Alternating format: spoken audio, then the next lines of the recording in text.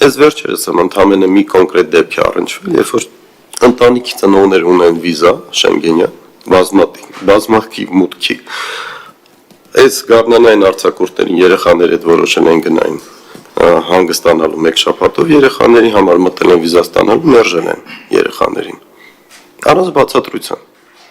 այն ինչ որ ոնց որ սովորական լինում է, մենք նպատակարար չենք գտնում այս բայդրությամբ, բազմաթիվ են դեպքերը, երբ որ վիզերով փորձում են մարդիկ գնան կարճատև ինչ որ հանգստություն է, ստանում են մեկամյա հնարավորության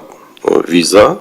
եւ իրանք անընդհատ պետք է այդ ոնց որ դուք նոր քիչ առաջ ասացիք տարվա մեջ մի քանի անգամ դիմեն։ Այսինքն մեր ցանկությունները կամ եվրոպական միության հետ այս գործընթացները եւ ասենք ասենք այն ինչ որ հողի գետնի վրա է իրականությունը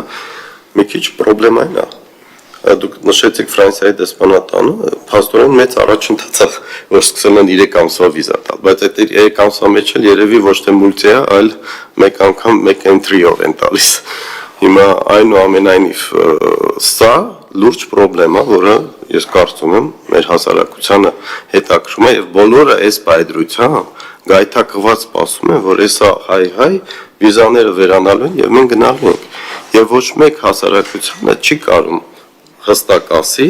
թե այդ պահը երբ է գալու։ Այնուամենայնիվ հիմա մենք արձանագրում ենք, որ առնվազն 2-3 տարի մենք դեռ բանակցելու ենք այս հարցի շուրջ։